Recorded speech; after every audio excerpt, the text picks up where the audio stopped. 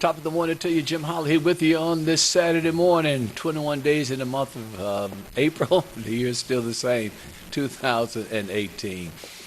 Good morning, and we thank God for you. About 5 minutes after the hour. And as I said before, it's good to be with you on this Saturday morning. And certainly my sister and brother, we thank you so much for your support. As always, when we start the program out, and I know I sound like a broken record or being redundant, but well, you know that people don't have to be nice. When they are, at least you could do is say thank you. And certainly, we want to be able to say just that, and how grateful we are for your support of WHPR, but also for your support of the program Hello Detroit. You've been there for us down through the years, and for that we're very grateful and we're very thankful. So once again, we just say good morning to you. Don't you know that high today is going to be about 56? I think we're going to get to about 60. I really do. I really do. I just feel it. But it's scheduled to be about 56 degrees for the high today. 41 in Detroit, and at the Metro Airport it's about 38 degrees. But 41 in downtown Detroit. Tomorrow we're talking about 60-some degrees, about 62 to 63 degrees on Sunday. No rain in the forecast, no snow in the forecast, no sleet in the forecast. It sounds like just maybe spring has sprung, just maybe. So we just have to take it one day at a time. And then on Monday we're talking about 67 degrees on Monday, and somewhere down next week we may reach 70. Somewhere down next week, about 7 degrees. But let's just take it one day at a time. We're very grateful to God for all that He's done, for this is the day that the Lord has made, and certainly we should rejoice and we should be glad in it. As I tell you from time to time, my grandmother would say, indeed, any day above ground is a good day. So today is a good day. And once again, we say thank you for being with us. Got a wonderful program this morning. I'm going to talk a little bit about we started out a little bit on it before our guest showed up on last Saturday. Talking about mainly about the best cities in the country where African Americans are doing very well. Detroit is not one of them, and I want to talk about that. We talked about it a little bit, and then also that Detroit has been ranked as one of the worst schools in the nation, and certainly we want to talk about that and perhaps just why we seem not able to get to where we need to be. And I think you got a lot to really say about it, and I think we ought to talk about it. And so when we take a break and we'll come back, we'll have a conversation with you. Once again, this is the day that the Lord has made. Let us rejoice and be glad in it. Say a little prayer for you, and I will always care for you. Hello, Detroit. I've always been interested in driving. When I was in the service, I drove a stick shift truck. After being retired, I got tired of sitting around. It's time for me to get back maneuvering something on the road.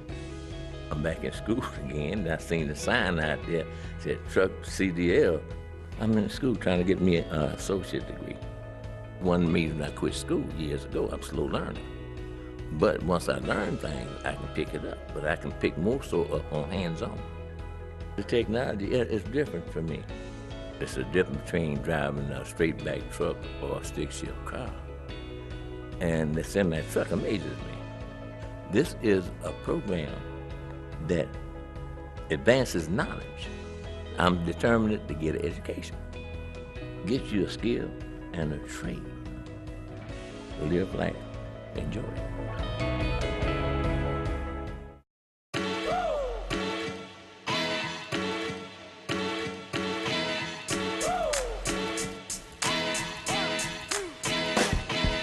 There is not another culinary or hospitality academy located in the city of Detroit. There's a lot of people teaching culinary arts, but they're not teaching the business side of it. We're opening up another kitchen for the Cleary Culinary Academy. We're going to bring a Cleary mind to every kitchen in downtown Detroit. But when we talk about Cleary mind, We're talking about a student that can make a definite impact.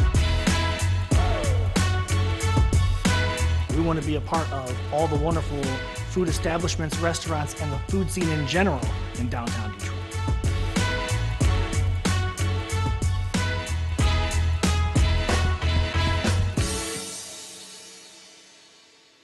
You've seen him on the red carpet, you've seen him on the sidelines, you've seen him on the stage.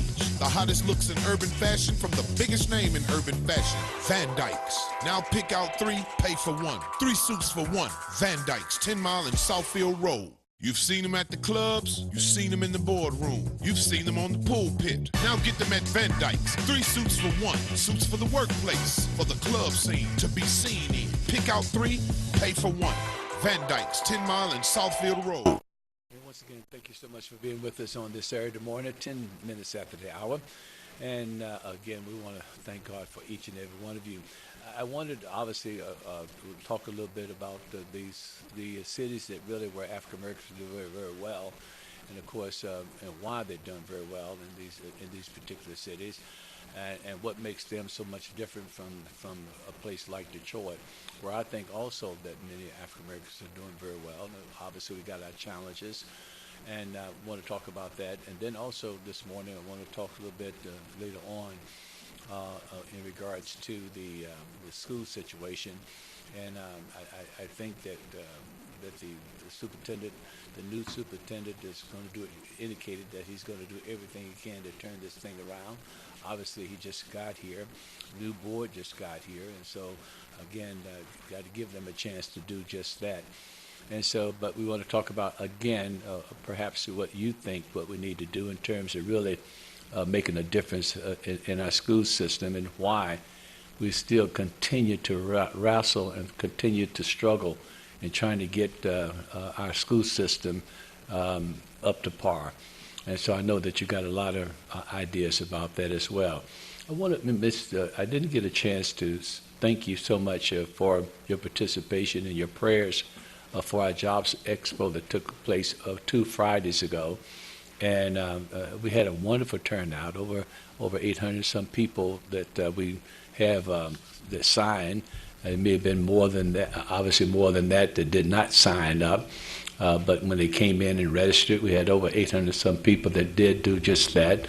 We had about pretty much about 52 to 60 people that vendors that was there for basically for hiring, and also in terms of skilled trades. Had Microsoft was there, and so we could go on, and it was just wonderful to see how many people really came out, making sure that indeed they have opportunity to seek a job. And so just want to let you know about that. We're going to have another one. We're thinking about having it in October. That it went so well, and we felt like that perhaps another 800 or maybe about 1,600 people should have shown up or more, but maybe it's something we didn't do enough of, and so we're analyzing that, because we want to make sure, my sister and brother, that we really service the people here in the city of Detroit in terms of those who really want jobs. And a lot of people really do, and a lot of people really are in position to get jobs. Sometimes they just need to have access to the job. And so I think that we would probably have another one.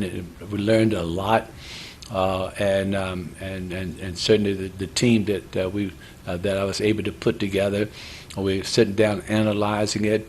What do we do wrong? What can we do right? And the kind of people that didn't show up, that should have shown up, all those kind of things. So I just want you to know, in addition to that, as we get started in talking to you this morning, and that is that we have our culinary school that starts next month. And if you're interested in that, I really wish you would get an opportunity to come and just sign up and look it over. We got a brand new state-of-the-art kitchen for the culinary school, and just done a wonderful job in terms of just trying to really develop a state-of-the-art school for culinary. And then also we have a business school there.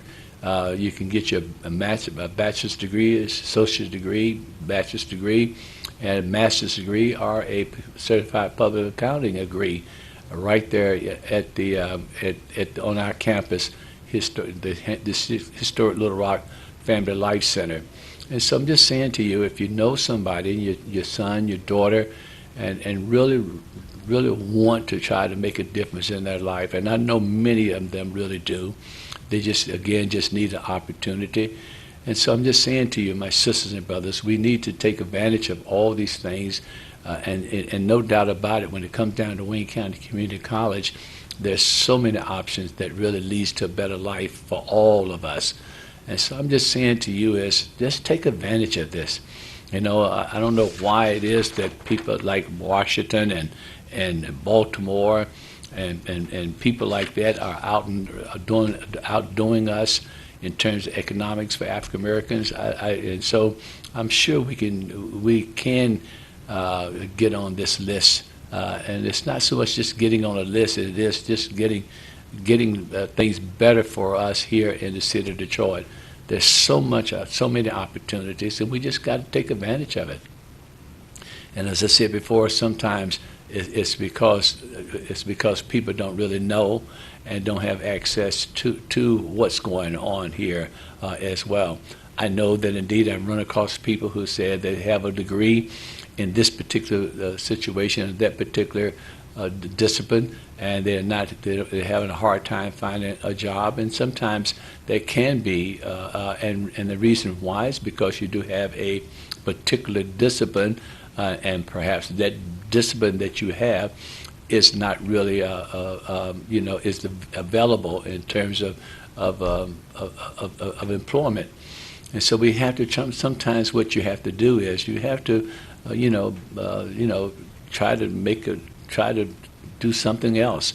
And a lot of times, just when you have the degree, you can make it work. You can make it work for you. Maybe we just have to decide if I can't find, as a math teacher, I can't do math, or if I got an English degree and I can't do English, then probably what I would do is basically try to see what we can do in the corporate world, and let them know that you can adjust and that you can learn. And so once again, I'm just saying to you is that let us not be dismayed. Let us be encouraged about what's going on here in the city of Detroit. And I'm saying to you, my sisters and brothers, is that a lot of problems we have, a lot of barriers that we have, obviously there are, and we got to deal with those and be really honest with each other, about those barriers. And I was so glad to see people that really was honest, and they came to the job expo, and they came to I saw the expungement workshop was full. I saw the people that was really coming to get more information about navigating your way through the friendly court. That was full. And people really trying, and especially young men, really trying to get the knowledge of how can I get this off of me? How can I make mistakes? And we all do, Coming up in October, the driver's responsibility is going to go away. That's going to help a lot of people. You also can do it before October the 1st, and do some community work. And you can get it done before then, but the point is, it's going to go away in October the 1st, and so that's going to help a whole lot, because obviously that people just when you don't have a car and don't have the ability to drive the car, then it's tough here in the city of Detroit, because we don't have that kind of mass transportation. I was in a meeting on yesterday, sponsored by what they call the 8 Mile.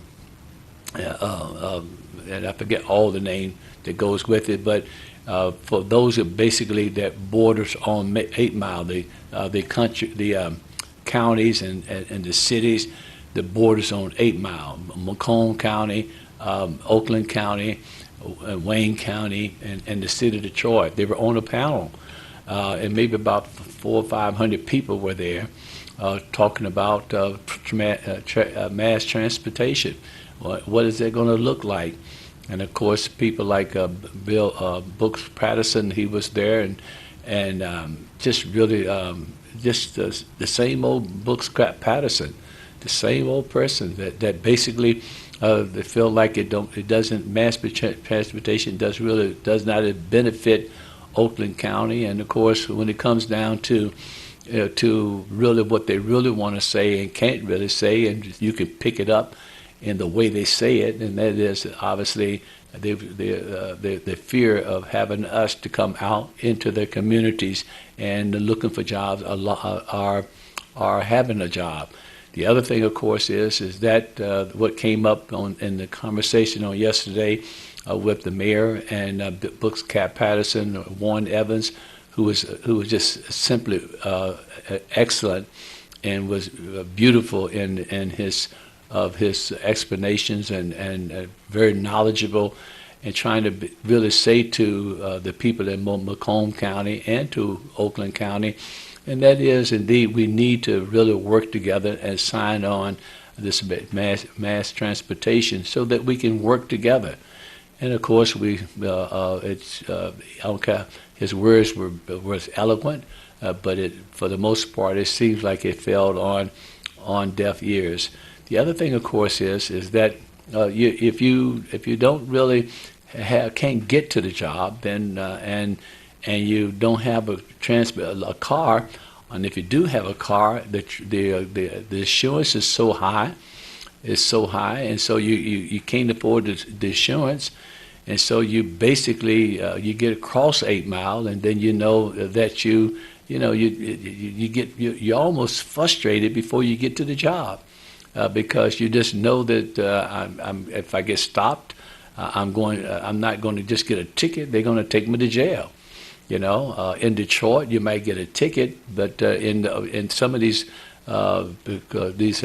cities across 8 Mile, they take you right to jail. And so I'm just saying to you that we have problems, really have problems, and of course, mass transportation is one of those problems, and so we got to do something in terms of trying to work together, and again,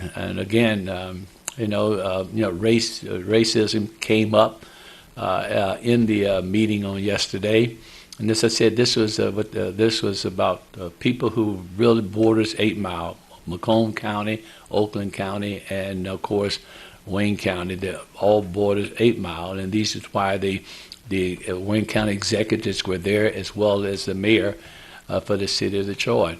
And I must admit that the mayor really went at Brooks Patterson hard, went at it hard about his explanation and basically him not wanting to participate or cooperate with mass transportation.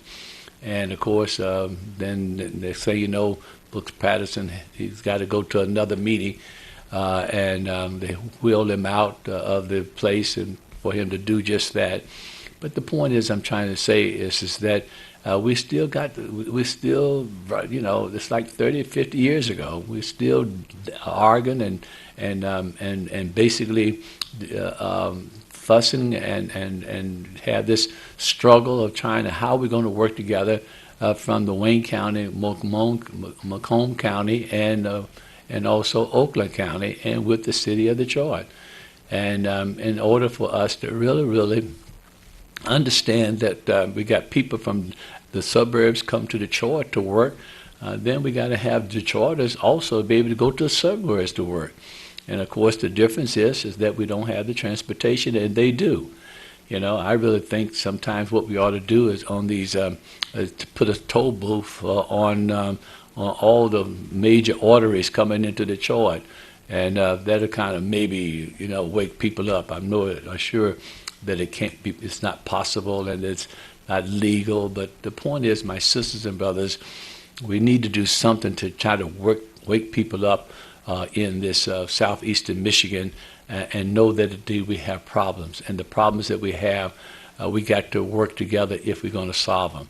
It's 24 minutes after the hour. Once again, Jim Holley with you on this Saturday morning, basically giving you a update in terms of my visit my invitation and going to this luncheon called 8 Mile, and it's something else that goes with 8 Mile. But the idea is that there was a panel discussion in regards to those who border 8 Mile. That was the Oakland County. Brooks Patterson was on the panel, and also the Wayne County executive at Macomb County, and also Oakland County and Wayne County.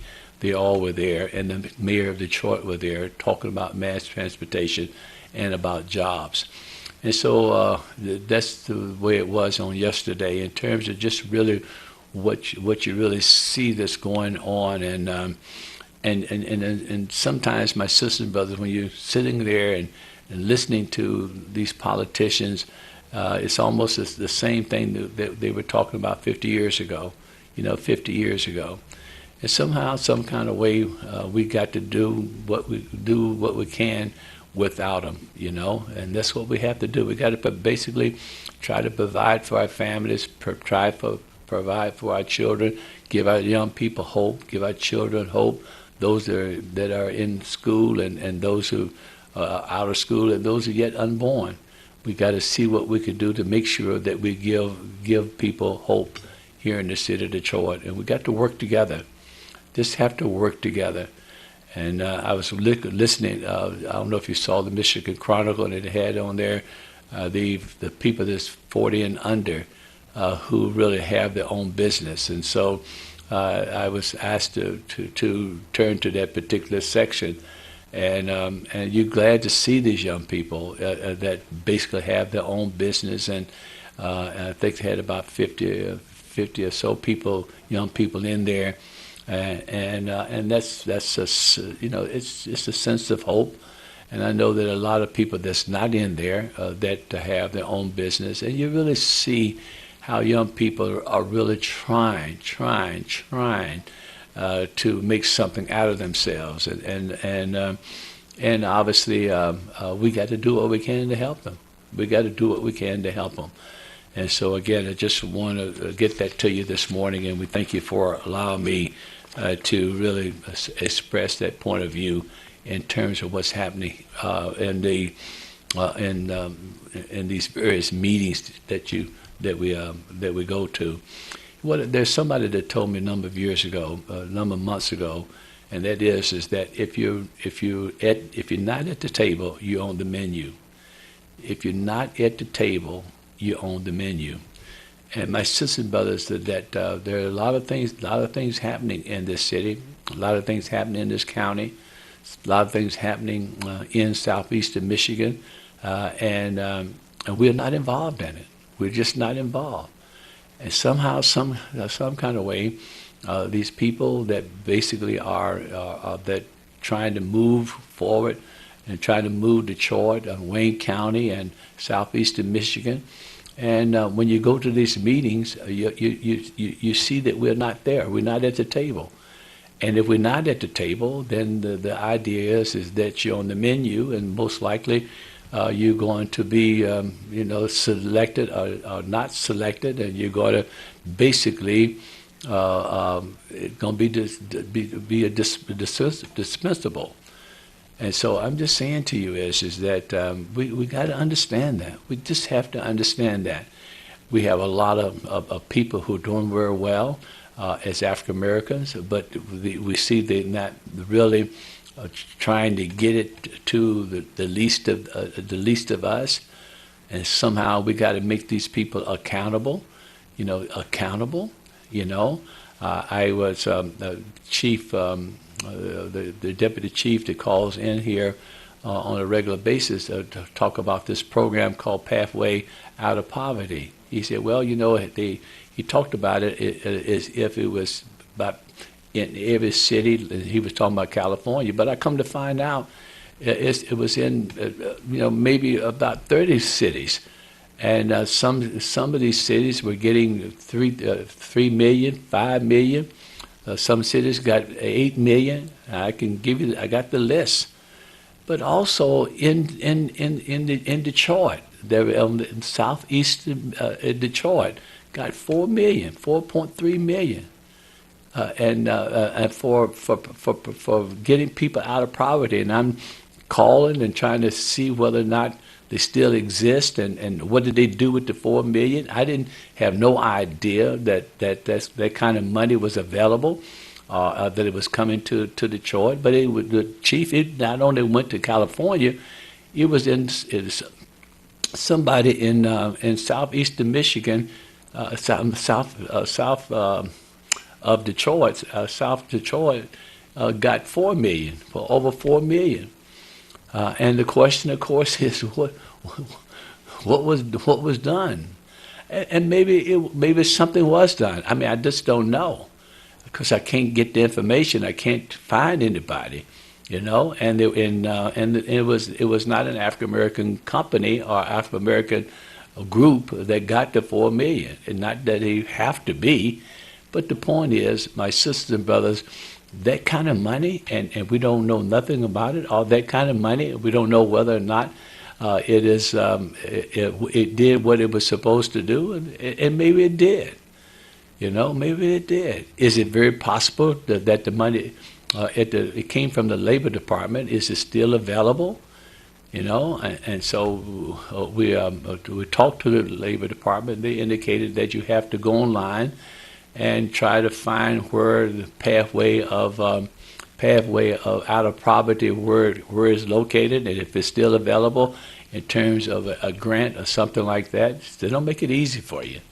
They do not make it easy for you. I mean, I'm really to talk to the people in the Labor Department, and of course this was up under the Obama administration, so most likely everything that Obama did for us, basically, Mr. Trump has gotten rid of all of it. Most likely, he got rid of everything else, all other regulations. So maybe he did that as well. I really don't know, but I'm just saying to you, my sisters and brothers, that I mean, think about this. If you're not at the table, you're on the menu.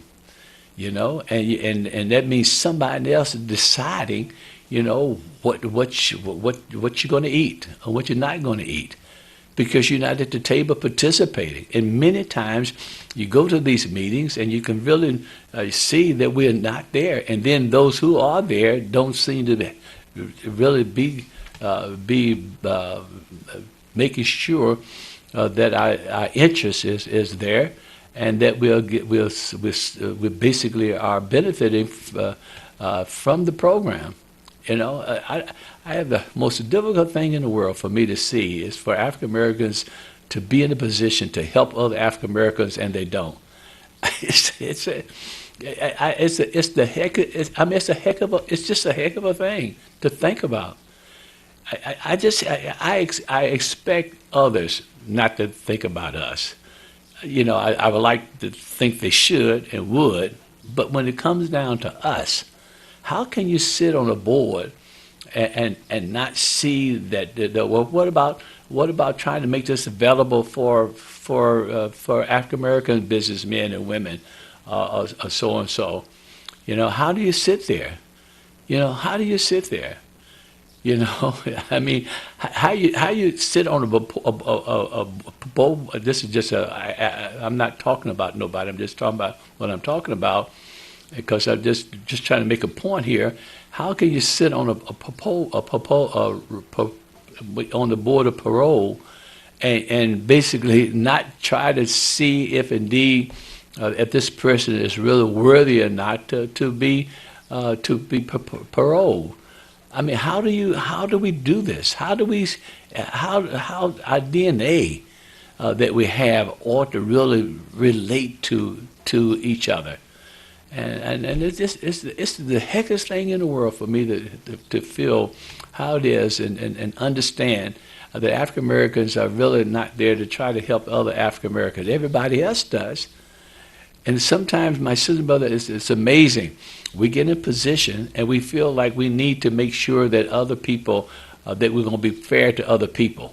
I'm African American, so I just want you to know that I'm going to be fair to the whites. I'm going to be fair to Hispanics. I'm going to be fair to this person or that person.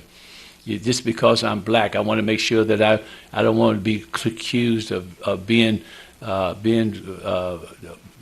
the point where I am prejudiced or anything like that. It's amazing to me. And you know and I know it happens all the time. It happens all the time. You know, how can you sit and I'm sure that they do, I don't know, but how do you sit at the city council and not look out for your people? How do you sit anywhere in public service?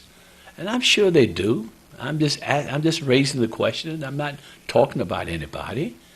You know, I mean, how as a minister, how can you look around and see that your community is basically is falling down, and there's no effort being made to revive it?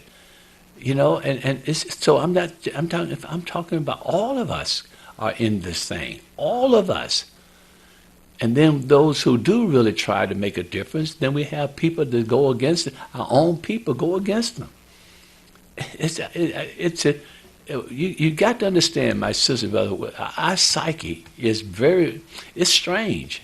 It's really strange. It is really strange. I remember I owned a convalescent home, and the unions, I think I told you this before, the unions wanted for me to give a nickel raise, a dime raise to the LPNs, and I said, fine, but I'll give them a raise, but if because of the money situation, what I like to do is give a nickel to the LPNs and also a nickel to the RNs, the registered nurses. Oh no! We want the dime for this particular this for the LPNs. We want a dime for them. We'll worry about the RNs at another date. Now these are African Americans who are sitting down with me. I'm an African American, and we talk about a dime. I want to spread the dime around into knowing that you've seen the books. I don't have it anymore. I want to spread this dime around, and they say, oh no. And it dawned on me, my sisters and brothers, just that experience. It dawned on me that this is not where I want to be. It's not where I want to be. And so basically, I sold the business because of this friction that was going on with, and I'm sure, this is not anti-union or anything like that. But the point is, you're putting me in a position where I'm going to have to lay people off. You don't care? You don't care about all? Well, we don't worry. We just worry about this right here. They were so existential rather than talking about the future.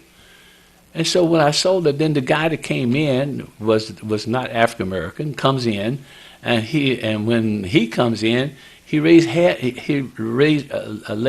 of them off, and no picket, no fussing, no demonstration, you know.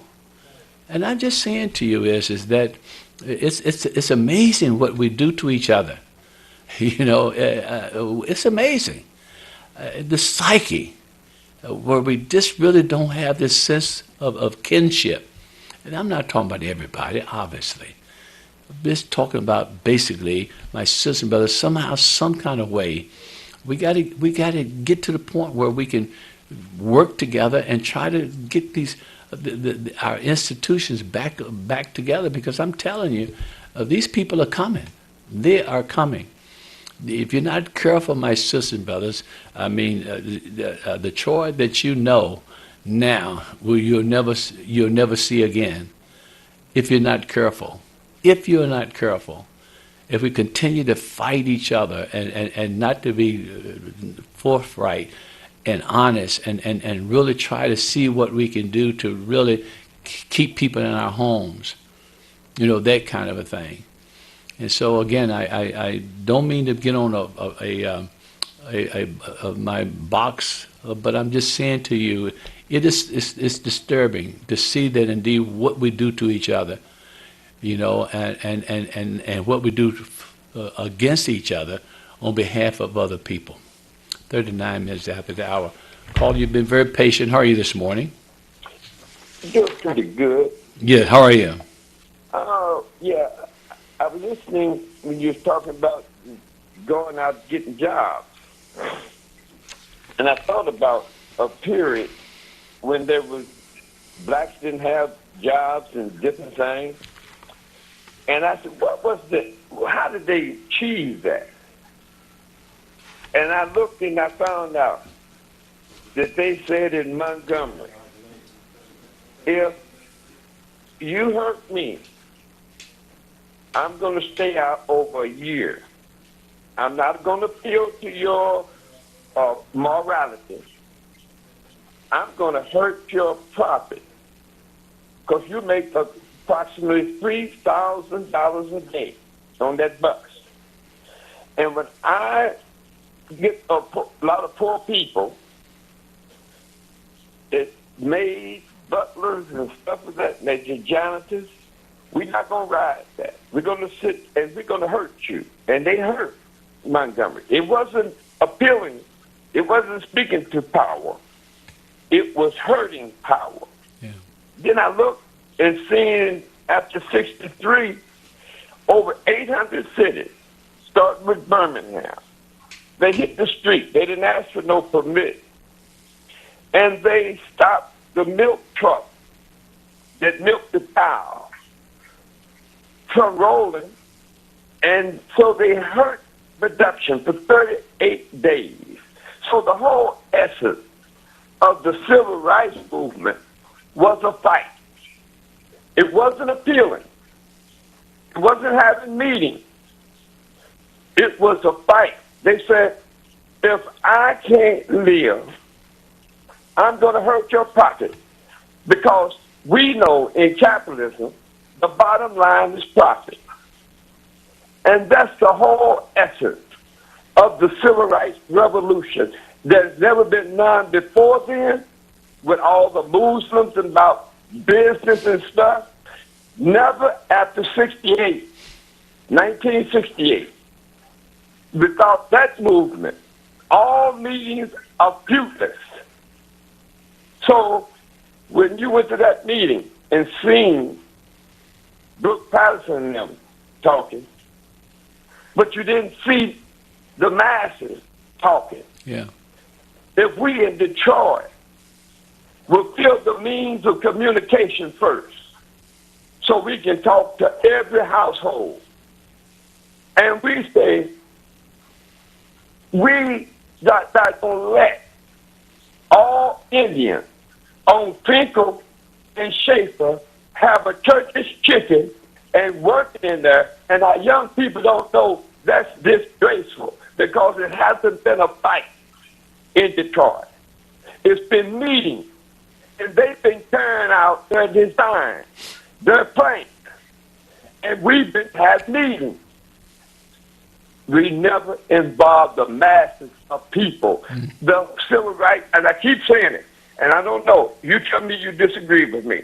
I see the Social Security that was done in the 30s. They hit the street. Roosevelt didn't do that. They made him. If you read the history, that's how we got unemployment conversation. So Medicare, Medicaid, food stamps, it was in the street that forced the politicians, and they wasn't having a meeting.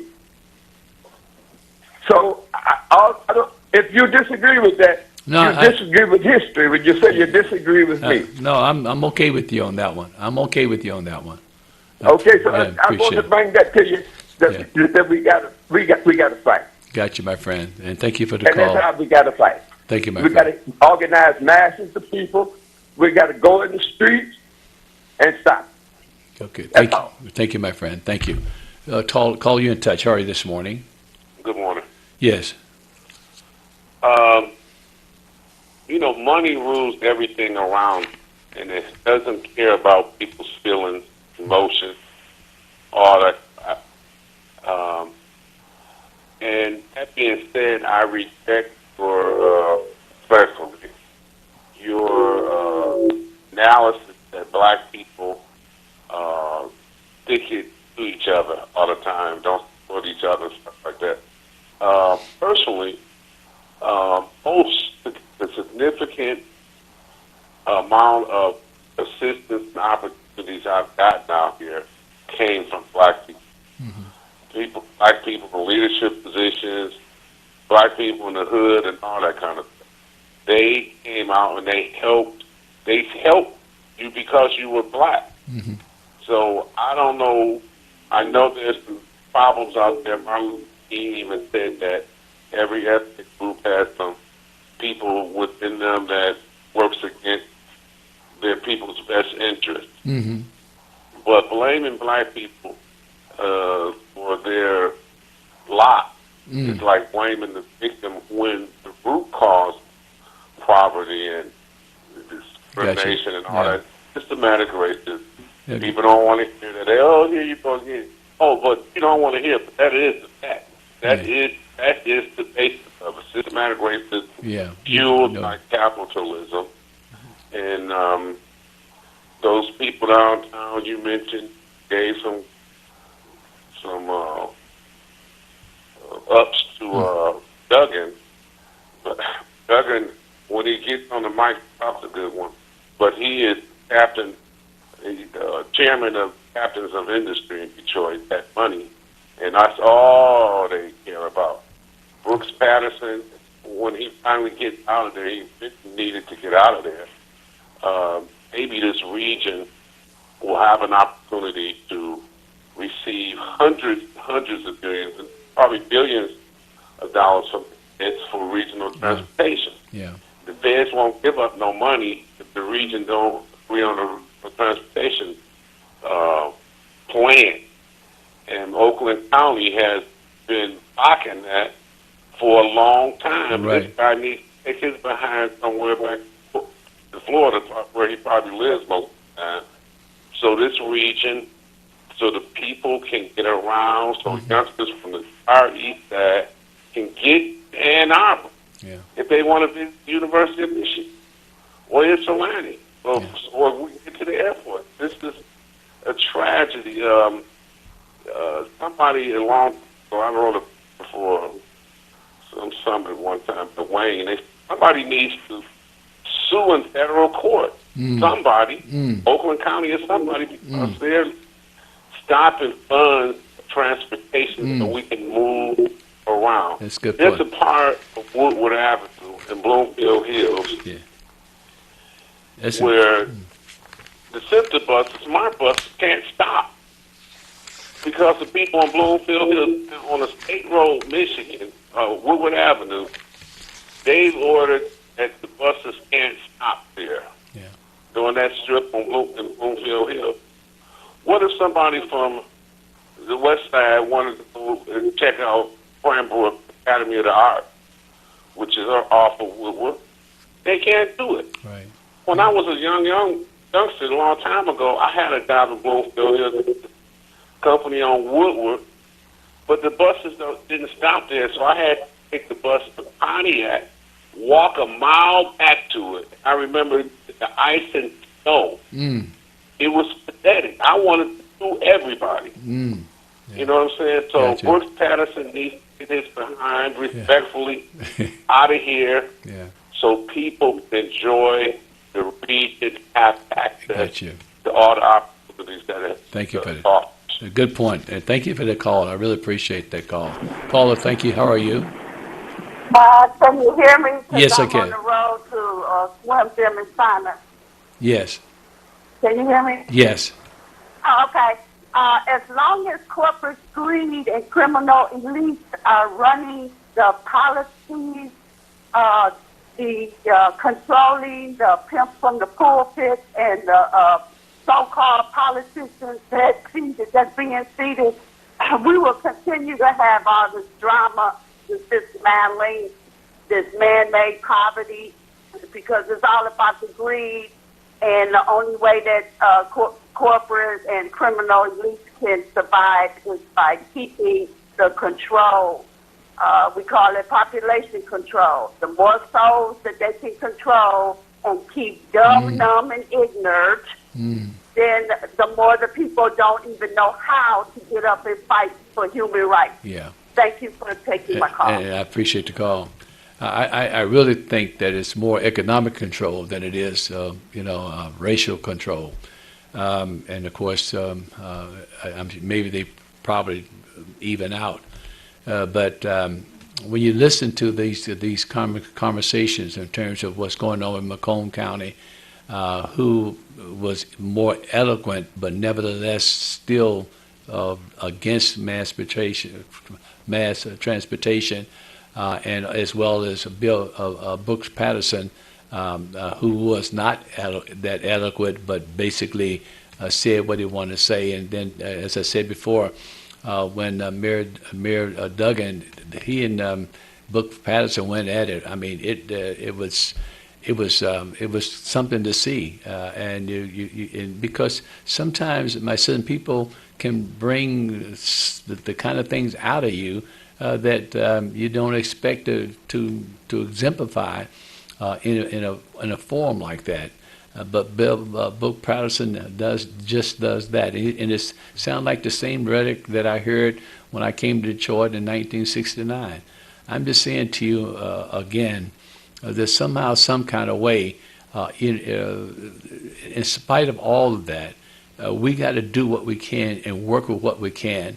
And I think that we got to do it in spite of what's going on and without mass transportation, and really make sure that indeed that we maximize these jobs that we have in the city of Detroit. Obviously, hopefully that this it will get better with insurance, because now it's just not Detroit's insurance has gone up, but southeastern Michigan insurance has gone up. It's just not Detroiter.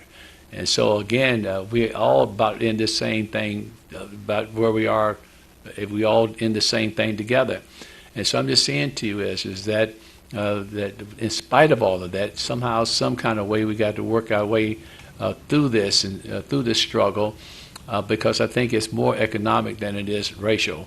And I just again feel like that we got to maximize what we got, and I'm not sure we've done that yet. And so, caller, thank you for your patience. How are you this morning? Hey, good morning, Reverend Holley. Fine. How are you? Good. Hey, let me first give you congratulations on your job there. Thanks, man. And your team. Thank you. Yes. Okay. When it comes down to this pathway out of poverty, okay, the organizations that got the money are identified as grantees, and there are 8 national grantees. One of them is Jobs for the Future Incorporated, and that covers Chicago, Detroit, Los Angeles, Milwaukee, Philadelphia. That organization received $7,997,936, and the participants that served are the unemployed and disadvantaged individuals. Okay, and when you look at the organizations, there are 30 local grantees, and those organizations, Grand Rapids Community College in Grand Rapids, Michigan, have $4 million. The people serve unemployed workers, high school dropouts, and individuals with criminal records. Then you go to Mott Community College in Flint, Michigan, and the adjoining suburbs. They receive $3,662,403, and that the folk that is served are low-income individuals.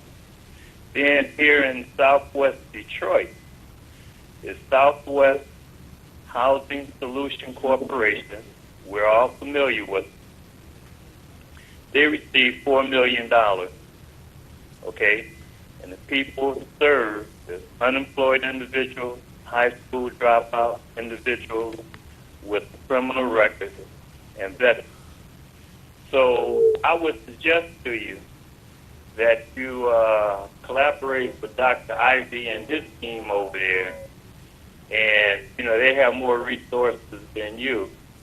And you guys collaborate, and I'm quite sure we can find out if this money is still available, how we can get it, stuff like that. Let me ask you this, Chief. Yeah. It does not bother you that $4 million came to this area and didn't come to Detroit?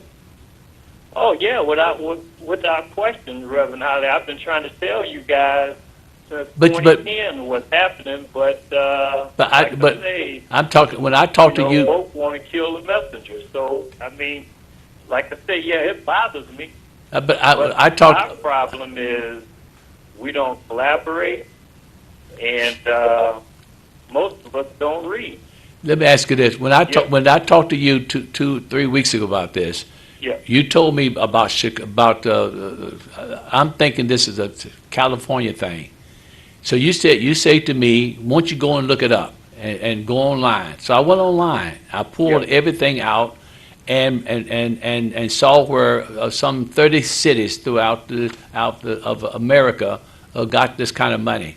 Mm-hmm. And you're going to tell me that kind of money comes to Detroit, and it comes through somebody like Wayne County Community College didn't get it?